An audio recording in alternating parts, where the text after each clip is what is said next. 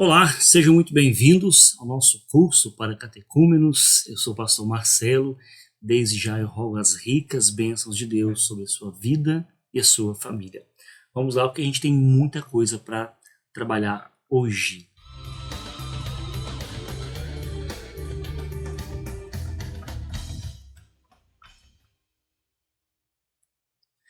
Muito bem, então, nosso curso para catecúmenos, o que você precisa saber antes da profissão de fé e do batismo.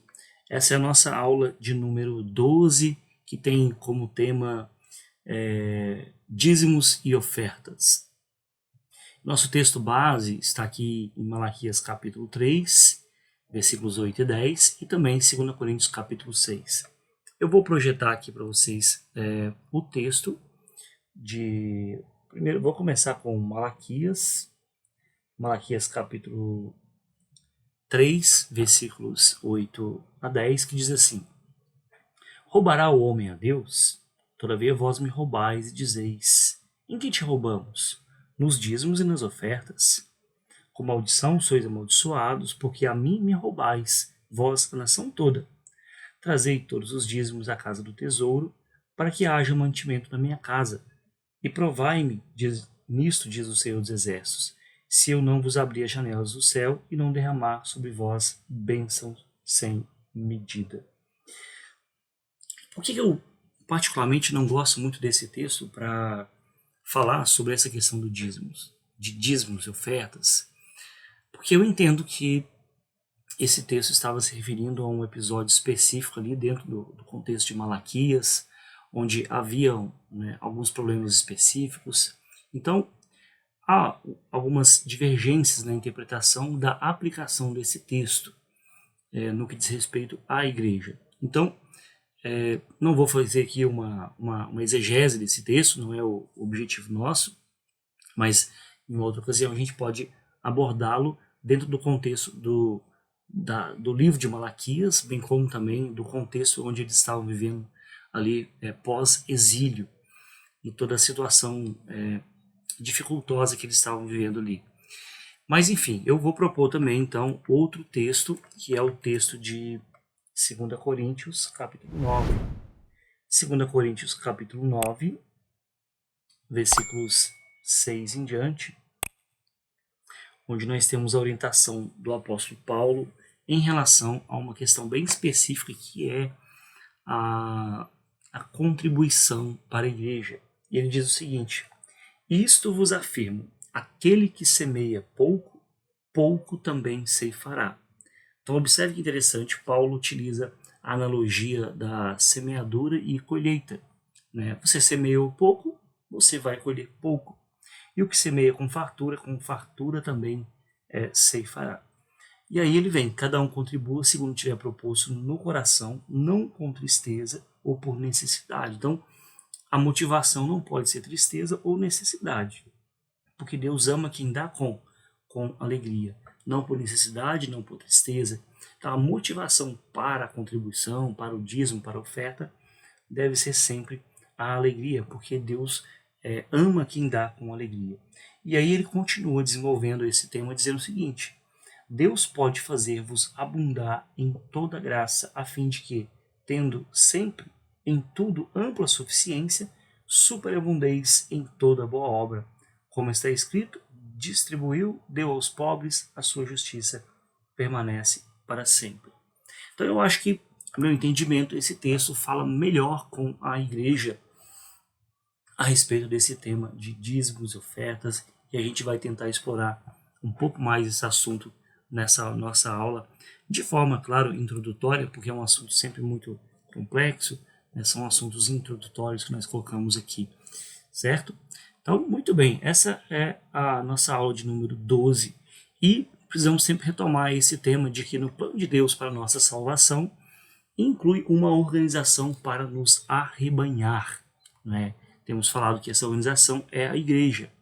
Quando Jesus estabeleceu a nova aliança, ele institui essa igreja para arrebanhar e congregar o seu povo, que não está mais restrito a um contexto étnico ali dos judeus, substituindo assim então a igreja, a nação de Israel, né, a congregação de Israel como a expressão visível do seu povo. Né? Acho que a melhor maneira de dizer é isso. A igreja ela substitui a congregação de Israel como uma expressão visível daquilo que é o povo de Deus. No Antigo Testamento, quando nós pensávamos em povo de Deus, nós nos lembrávamos de que Israel. No Novo Testamento, a partir da vinda de Jesus, a consumação da sua obra na cruz do Calvário, quando nós falamos de povo de Deus, o que deve vir à nossa mente é a igreja, né? A igreja, não mais o Israel, ou Israel espiritual, Israel de Deus, né? Então, todas as organizações, elas naturalmente precisam de recursos financeiros. A instituição que congrega o povo de Deus, ela não é diferente. Então a gente não pode ficar espiritualizando as coisas. A igreja, né, ela não precisa de recursos. Sim, precisa sim. A igreja tem a gente precisa fazer uma distinção entre a igreja invisível, essa igreja não precisa de recurso, e a igreja visível, que tem um CNPJ, que tem um endereço fixo, né, que tem despesas. Essa igreja sim precisa de recursos, né, assim como todas as outras instituições. Então, para que isso aconteça, ela tem recursos, como ela não é uma empresa, né, que gera lucros, ela depende então da contribuição dos fiéis. E aí eu trago aqui uma reflexão do reverendo Hermes Maio, em um artigo que ele escreve sobre um estudo, né, dele sobre essa questão de contribuição, essa questão de dízimo. E ele diz o seguinte, que as igrejas históricas, elas vivem um dilema. Qual que é o dilema que vive as igrejas históricas? Nós temos medo de sermos confundidos com uma entidade financista que explora a fé ingênua do povo, arrancando-lhe a dignidade e o pouco dinheiro que lhe resta. Por que nós vivemos esse dilema? Porque nós sabemos que muitas instituições que trazem o nome de igreja acabam fazendo isso, né? Arrancando, explorando a fé ingênua das pessoas. Então, nós não somos ingênuos em dizer que não existe isso. Sim, existe isso. Infelizmente, muitos movimentos ditos como igreja acabam explorando a boa fé das pessoas e a fé ingênua das pessoas. Isso faz então com que a igreja se omita em tratar, né, sobre aspectos importantes da vida cristã. Talvez o mais evidente seja sobre a mordomia financeira, que é o dízimo. Quando eu falo mordomia, né, é importante lembrar e destacar o que significa isso. Mordomia diz respeito ao fato de que Deus é o dono de tudo e nós somos mordomos daquilo que Deus fez. Como mordomos, nós temos acesso a tudo, mas nem tudo é nosso. Na verdade, tudo é de Deus, inclusive os recursos financeiros que nós temos.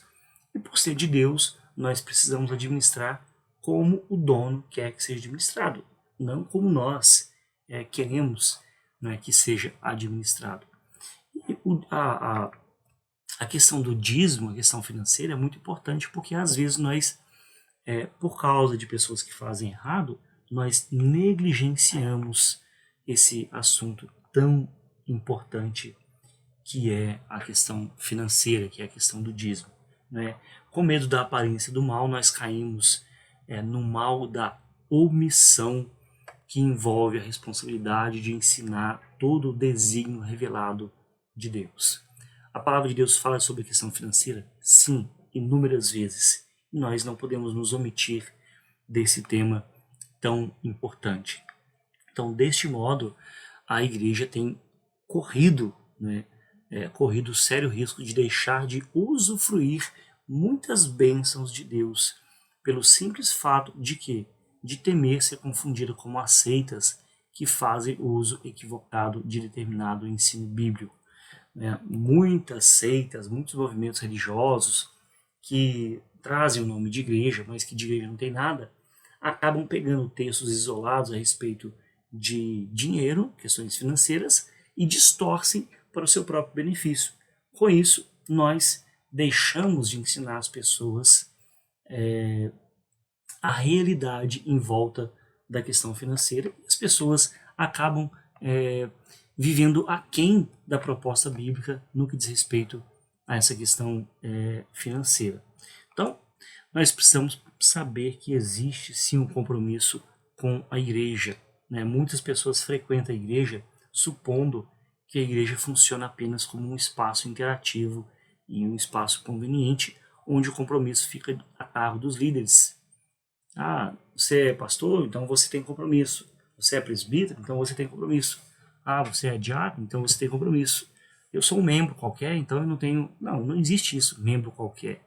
Existe membro do corpo de Cristo, não é? Seja o pastor, seja a pessoa que está começando agora, é membro. Não existe essa questão de hierarquia. Mas a palavra de Deus nos mostra, então, que a igreja deve possuir e estabelecer normas de conduta e de comportamento para os seus membros e exigir deles, sim, o cumprimento de alguns deveres, né, como que a gente vai colocar aqui. Ah, poxa vida, pastor, eu preciso de estabelecer normas e exigir dos membros. Sim, gente, toda organização tem normas e as pessoas aderem, se quiser ou não, a essas normas, a essas questões. A igreja, enquanto uma instituição que congrega o povo de Deus, ela não pode ser diferente. Ela não é uma anarquia, né? Ela tem normas e ela precisa fazer com que as pessoas cumpram essas normas, como, por exemplo, né, vamos pontuar aqui algumas, sustentar a igreja e as suas instituições moral e financeira. Isso é um compromisso dos membros da igreja, né, seja a liderança ou as pessoas que não fazem parte da liderança. Seja você que faz parte de um ministério de ensino, ministério de louvor, ministério de casais, qualquer que seja o ministério que você faça parte, é importante que você compreenda que é da sua responsabilidade, né, faz parte da sua responsabilidade sustentar a igreja, né, de maneira moral e financeira. Todas as organizações necessitam, né, de recursos financeiros para o seu funcionamento. E a instituição que congrega o povo de Deus não é uma exceção. Deus sustenta a sua obra através das nossas vidas. Nós podemos participar disso ou não. Então, vou repetir aqui. Deus é aquele que sustenta a sua obra, a sua igreja. E nós podemos participar disso ou não. Quando é que nós participamos? Quando nós contribuímos. Quando nós, com alegria no coração, queremos participar daquilo que Deus está fazendo na sua obra. A igreja, então, necessita de recursos financeiros para manter o templo e suas instituições e para sustentar aqueles que se dedicam ao serviço. Tem um texto aqui de Lucas, capítulo 10, versículo 7, se você puder abrir comigo a sua Bíblia. É importante, eu vou projetar o texto aqui, mas é importante você abrir aqui Lucas 10, versículo 7, né, é um texto conhecido que diz o seguinte, Lucas 10, versículo 7. Permanecei na casa, comendo e bebendo do que eles tiverem, porque digno é o trabalhador do seu salário. Não andeis a mudar de casa em casa. Então, esse texto está falando a respeito dos discípulos quando foram enviados, né, por Jesus, e aí Jesus vai pontuar que, olha, vocês vão, permanecem naquela casa, coma, beba daquilo que for servido. Por quê? Ele está colocando, porque digno é o trabalhador do seu salário. E depois, o texto também de 2 Coríntios, que nós já lemos um trecho dele, né, 2 Coríntios 9, versículo 6 a 7. Vou voltar lá, pular para o capítulo 4, versículo 14, onde ele diz o seguinte: enquanto oram eles a favor, com grande afeto, em virtude da superabundante graça de Deus que há em vós. Então, conforme nós já lemos um trecho aqui, especialmente lá o versículo 6 e 7, Paulo está falando dessa assistência que é dada àqueles que trabalham na obra de Deus, né, para mostrar que é necessário que as pessoas se conscientizem, né, de que é um compromisso da igreja o sustento da instituição. Mas, continuando aqui então, Deus requer do seu povo os dízimos e as ofertas para esse fim. Qual o fim? O sustento da sua obra, o sustento daqueles que atuam ativamente na sua obra. Muito bem, prosseguindo aqui então, o que a Confissão de Fé de Westminster vai dizer a respeito disso? Ela coloca ali no capítulo 25, capítulo 26, a seguinte questão. Parágrafo 2. Os santos se refere aos cristãos, são pela sua profissão obrigados a manter uma santa sociedade e comunhão no culto de Deus e na observância de outros serviços espirituais que tendam à sua mútua edificação, bem como socorrer uns aos outros em coisas materiais, segundo as suas respectivas necessidades e meios. Esta comunhão, conforme Deus oferecer ocasião, deve estender-se a todos aqueles que, em qualquer lugar, invocam o nome do Senhor. Então, a definição, né, que a Confissão de Fé traz a respeito da igreja é que essa instituição é sustentada, mantida pelo povo de Deus, são chamados aqui de santos, né, porque santos tem essa conotação de separados por Deus. Então, aqueles que são separados por Deus, que estão envolvidos nessa santa comunhão, são responsáveis por manter, né, essas instituições enquanto, né, o seu funcionamento, certo? Então, só para trazer uma definição também dessa doutrina, nós somos chamados para servir com tudo o que somos e temos no reino de Deus. Então, a participação nos cultos, os dízimos e ofertas, o bom testemunho na sociedade, tudo, né, para a glória de Deus. Então, a gente precisa saber disso, porque quando nós não estamos participando disso, tem alguma coisa errada, né? Infelizmente, a igreja ela não faz tanto quanto ela poderia fazer, justamente porque grande parte das pessoas que participam da igreja não tem consciência disso.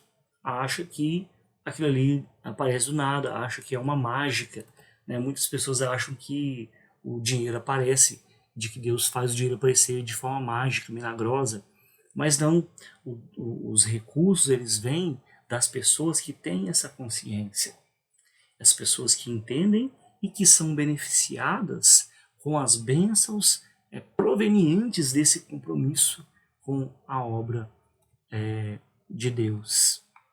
Então vamos ver o dízimo, essa questão do dízimo no Antigo Testamento.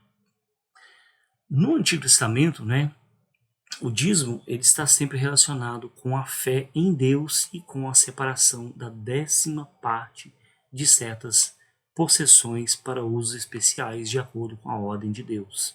Por exemplo, Abraão deu dízimo dos despojos da guerra, entregando-lhe ao sacerdote Melquisedeque. A gente não vai ler todos esses textos, mas está lá em Gênesis 14, versículo 20.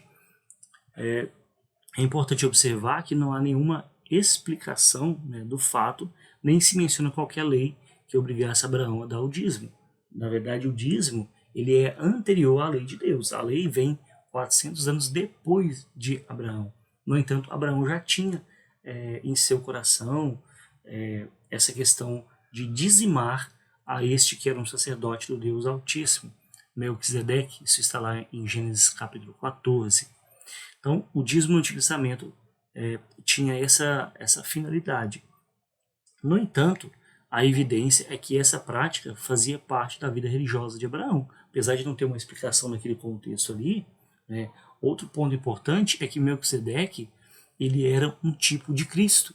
Né? Então, de repente, aparece Melquisedeque, Abraão se dirige a ele com os despojos da guerra, separando uma 10ª parte e entrega para ele. Quem que é esse Melquisedeque? Melquisedeque era um tipo de Cristo. Quem vai falar sobre isso é Hebreus capítulo 7, né, mostrando como Melquisedeque apontava para Jesus. Portanto, Abraão, neste ato, não estava simplesmente honrando a Melquisedeque. Na verdade, ele estava honrando a Cristo, a quem Melquisedeque tipificava, apontando assim para o caráter eterno do seu sacerdócio. Então, quando Abraão se dirige a Melquisedeque, entregando os dízimos, ele estava honrando o próprio Cristo, que era tipificado naquela manifestação de Melquisedeque. Isso é muito importante a gente compreender quando a gente fala que não tem dízimo, né, no Novo Testamento, quando a gente fala que dízimo é coisa da lei. Né? Não, Abraão viveu muito tempo antes da lei. A lei simplesmente ratificou essa prática. Né? Então, essa prática que era costume se tornou parte da lei de Deus dada a Moisés, conforme Levítico 27, versículo 30. E esses dízimos eles eram usados para o sustento da tribo de Levi e também para o amparo dos órfãos e das viúvas, conforme o texto de Deuteronômio capítulo 14, versículos 28 e 29. Então, qual era a função do dízimo no Antigo Testamento? Sustentar a tribo de Levi.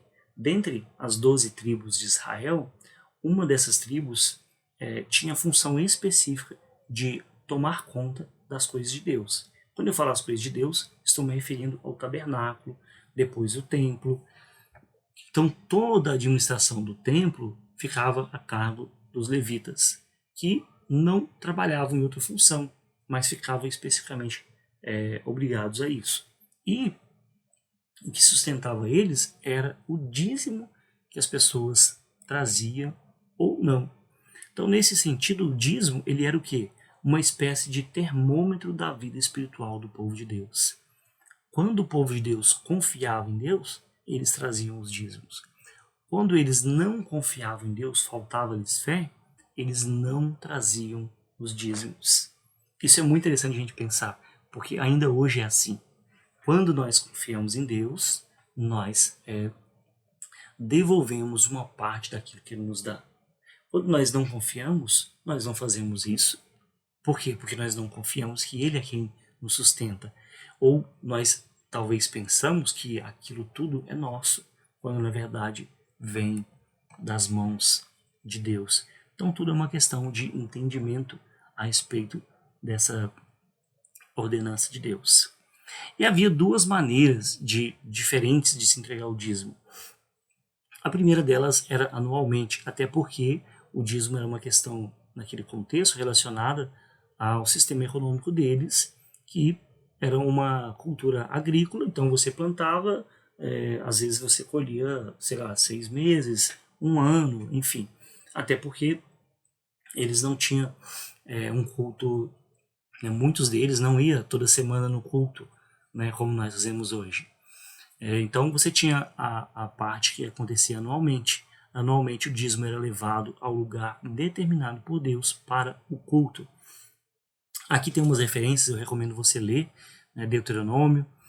No caso dos grãos e dos frutos, podia ser substituído por um equivalente monetário, porém, mais 1/5 do valor deveria ser adicionado. Contudo, os dízimos dos gados e dos rebanhos não podiam ser remidos. Você tinha que levar o rebanho lá. Você tinha lá 10, né, nasceu 10 carneiros, então você separava para Deus. Você não podia redimir ele. Assim, você podia fazer com os frutos, com os grãos, com os grãos, né? Mas com os gados não, né? Você tinha que levar ele lá. Essa aqui é a ideia aqui de Levítico 27. E você tinha também o dízimo trienalmente. O que é isso? A cada 3 anos há um direcionamento diferente do dízimo que era utilizado para a necessidade de cada cidade, ao invés de ser levado ao santuário central.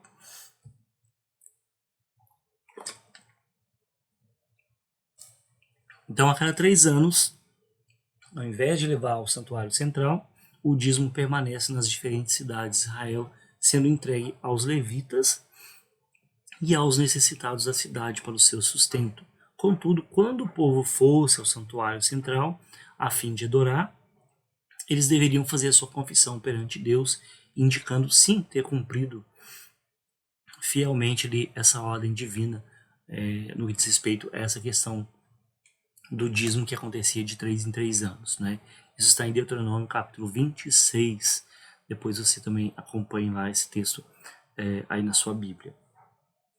Então, no Antigo Testamento você tinha essas duas situações, anualmente e de 3 em 3 anos. Lembrando que isso se dava justamente porque o sistema econômico deles era baseado na fase, né, nas colheitas. Né? Então, eles tinham a colheita do ano, eles levavam o valor correspondente àquela colheita lá no santuário. De 3 em 3 anos, eles deixavam ali na cidade como forma de sustentar também as pessoas em necessidade. Isso era basicamente a maneira como acontecia no Antigo Testamento. Então, qual era o significado do dízimo? Ao entregar o dízimo, o israelita reconhecia que Deus era o dono da terra e dos seus frutos, e o melhor deve ser dado a Deus. Então, Deus é o dono de tudo isso aqui. O melhor dessa terra eu dou a quem? Eu dou a Deus. De que maneira? Deus precisa disso? Óbvio que não. Né? Mas eu dou àqueles que administram as coisas de Deus. Para recordar ao homem, então, sua responsabilidade, Deus estabeleceu certas leis com respeito, por exemplo, ao tempo, né, a entrega do primogênito e também a questão da propriedade. Então, tudo isso aqui amparava essa questão de como as pessoas tinham essa consciência de que tudo vinha de Deus. A pessoa teve um filho, né? Então, Deus não requeria da pessoa o filho, né, para ser entregue, mas a pessoa levava uma oferta correspondente ao nascimento desse filho, porque ele entendia também que esse filho vem de Deus.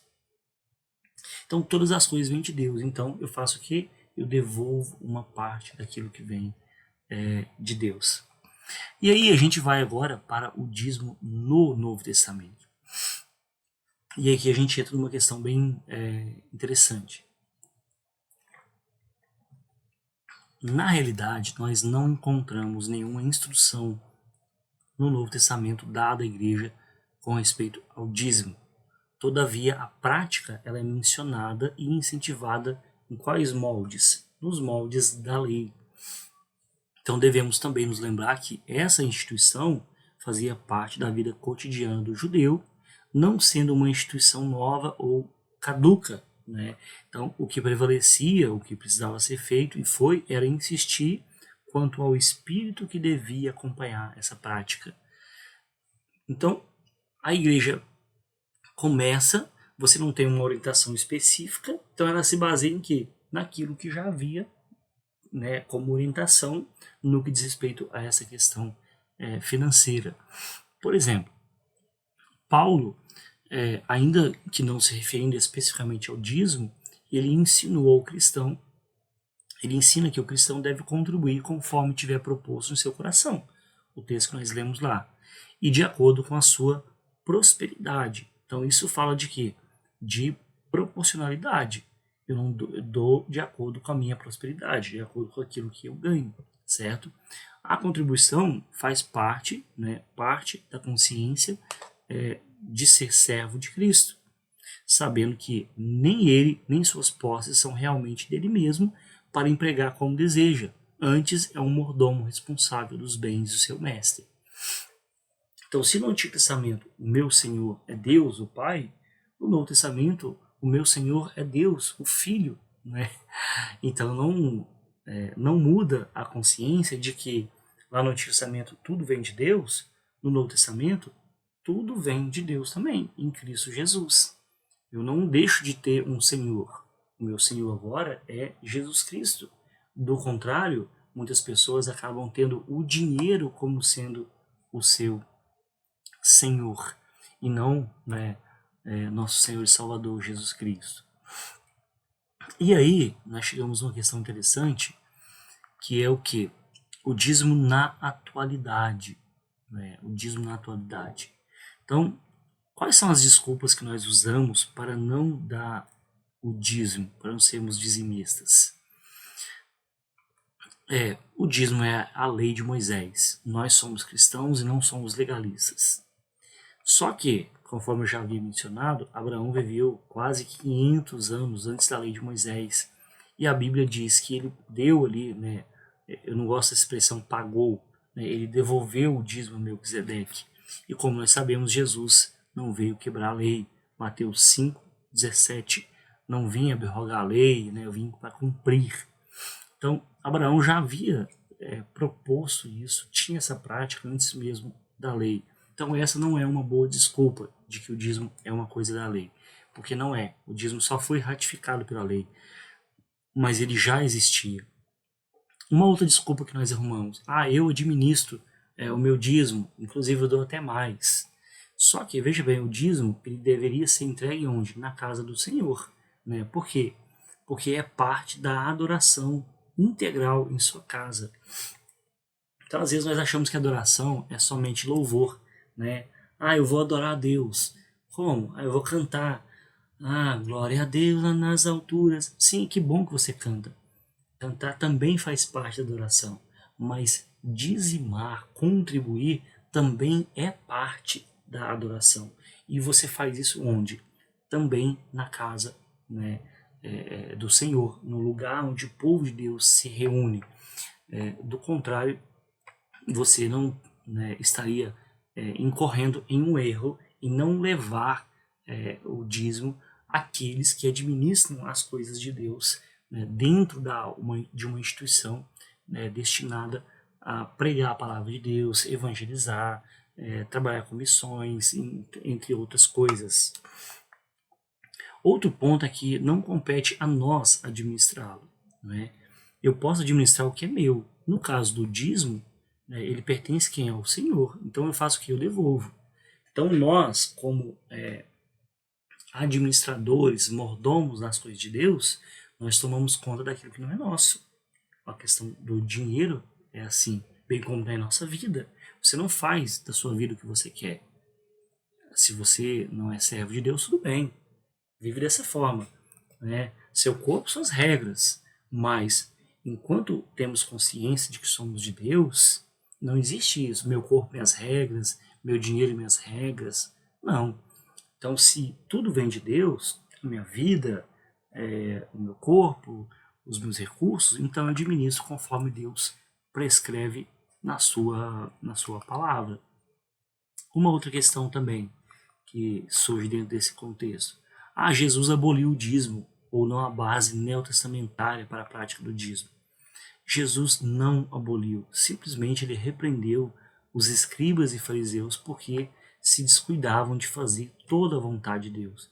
Esse texto de Mateus 23 está naquele contexto onde Jesus fala: ai de vós, escribas e fariseus, que dão o dízimo de tudo, mas que negligenciam os outros aspectos da lei de Deus. E aí Jesus fala, Mateus 23, vocês, escribas e fariseus, deveriam fazer isso sem omitir aquilo. Então, vocês devem dar o dízimo e também observar os aspectos principais da lei de Deus, como a justiça, a bondade, a generosidade. Então, Jesus não aboliu isso. Acabou o dízimo. Não, Jesus não fala isso. Então, a prática do dízimo não elimina as nossas outras responsabilidades para com Deus. Como vimos então, o Novo Testamento ele não insiste na prática do dízimo, visto que o mesmo já era conhecido e praticado de um modo geral pelos judeus. Agora, outro ponto também é que as pessoas acabam utilizando como forma de se desculpar. Eu não ganho, eu ganho pouco, né? Eu não ganho muito, meu dinheiro não dá. Quando termino de pagar as minhas contas, né, não sobra nada. Só que, veja bem, o dízimo não é do que sobra. Antes, ele deve ser das primícias. Né? Quem não aprende a ser fiel no pouco, jamais será no muito. Isso aqui é muito importante. Eu ganho pouco quando eu ganho só 1.000. Quando eu ganhar 2, 3 mil, aí eu vou dar o dízimo. Não vai dar. Se você não dá 10% de 1.000, você não vai dar de 2.000, de 3.000, de 4.000, de forma alguma. Por quê? Com 1.000, você já tem um coração duro. Com 2.000, vai ser pior ainda. Se com 1.000 eu tenho que dar 100 e eu não estou dando, com 2.000 eu tenho que dar 200. Você acha que você vai dar? De forma alguma. Né? O seu coração duro, ele vai endurecer ainda mais. Né? Então a vida cristã é um compromisso de fé no qual depositamos a nossa confiança na palavra de Deus. O dízimo é uma instituição divina e a palavra de Deus nos diz que é a vontade de Deus, que ela é boa, ela é perfeita, ela é agradável. Então, se é da vontade de Deus que o seu povo traga os dízimos, traga as ofertas, Nós, então, enquanto povo de Deus, sabendo que a vontade de Deus é boa, precisamos também cumprir essa vontade para as nossas vidas, né, enquanto discípulos e discípulas de Jesus. Caminhando já para o final aqui, né, eu trago aqui um pensamento do Tim Keller, que eu acho muito interessante, onde ele diz o seguinte naquele livro Deuses Falsos. Houve momentos em que as pessoas me procuraram sobre o fato de que no Antigo Testamento existem muitos mandamentos claros que os crentes devem dar 10%. Mas no Novo Testamento, requisitos quantitativos específicos sobre a doação não são tão claros. E eu rapidamente acrescentava: vou lhe dizer porque você não vê o requisito do dízimo estabelecido claramente no Novo Testamento. Pense, hoje recebemos mais da revelação, da verdade e da graça de Deus do que os crentes do Antigo Testamento ou menos? Geralmente havia um silêncio desconfortável. Somos mais devedores da graça do que eram ou menos? Jesus dizimou sua vida e nos chamou a uma vida de abandono. Logo, 10% pode ser o mínimo a se doar. Olha que interessante esse pensamento. Quem tinha mais de Deus, as pessoas do Antigo Testamento ou nós? Veja que as pessoas do Antigo Testamento eles tinham as sombras daquilo que havia de vir. Nós temos aquele que havia de vir, que é Cristo. Então, proporcionalmente falando, o dízimo ele é muito pouco para nós que já temos a revelação plena de Deus em Cristo Jesus. É como se no Antigo Testamento o dízimo fosse o teto, o máximo que você dá. Mas o Novo Testamento ele deve ser o piso, ou seja, a base, né, para você começar a contribuir.